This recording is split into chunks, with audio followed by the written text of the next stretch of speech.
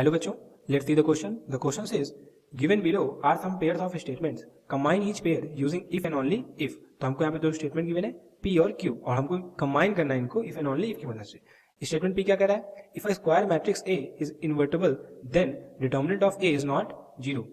If A is a square matrix such that determinant of A is non zero then A is a invertible. So first of all हम समझ लेते हैं कि हम इस question के अंदर क्या की कंसेप्ट यूज करने वाले हैं. बेसिकली इस क्वेश्चन के अंदर हम इफ एंड ओनली इफ का यूज करेंगे. इफ एंड ओनली इफ का यूज करेंगे तो हमें इसका इंटरप्रिटेशन पता होना चाहिए आखिर इसका मतलब क्या होता है. इसको समझने के लिए हम एग्जांपल लेते हैं.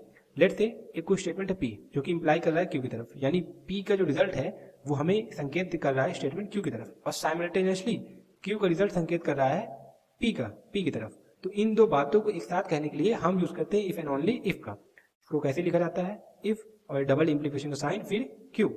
इसका जो सिंबल होता है basically if and only if का ये होता है. इस एग्जांपल के तौर पर समझें तो let x square equal to 16. अगर एक्स स्क्वायर 16 के इक्वल है तो यहाँ से क्या मिलेगा हमें? X is equal to plus minus 4. Similarly अगर X is equal to plus minus 4 है तो यहाँ से हमें क्या मिलेगा? X square equal to 16. देखो यहाँ पे सिमिलर जो हमने एग्जांपल समझा वही है. अब इन दो बातों को एक साथ करने के लिए हम यूज कर लेंगे इफ एंड ओनली इफ का. तो ये रहा हमारा की कंसेप्ट. अब क्वेश्चन में आगे बढ़ते हैं और जो क्वेश्चन हमसे कहा गया है वो सॉल्व करते हैं. तो क्वेश्चन हमसे बोला है कि हमें दोनों स्टेटमेंट को कंबाइन करना है इफ एंड ओनली इफ की मदद से. तो हम सबसे पहले स्टेटमेंट पढ़ते हैं. स्टेटमेंट पी क्या कर रहा है? If a square matrix A is invertible then determinant of A is non zero. अगर कोई स्क्वायर मैट्रिक्स है वो इन्वर्टेबल है, इसका मतलब कि हमारा जो डिटर्मिनेंट है वो नॉन जीरो होगा.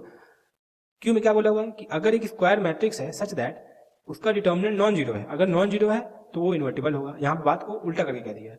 तो यहाँ पे हम सबसे पहले लिखते हैं using the key concept, using the key concept की कंसेप्ट को यूज करके हम लिखेंगे स्क्वायर मैट्रिक्स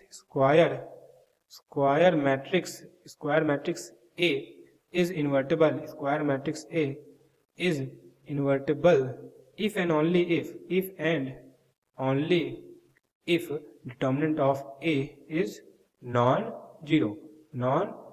ये हो गया हमारा स्टेटमेंट जो कि हमने इफ एंड ओनली इफ की मदद से फॉर्म किया है. So this is the final answer to this question. I hope you have understood everything very well. Thank you and all the best.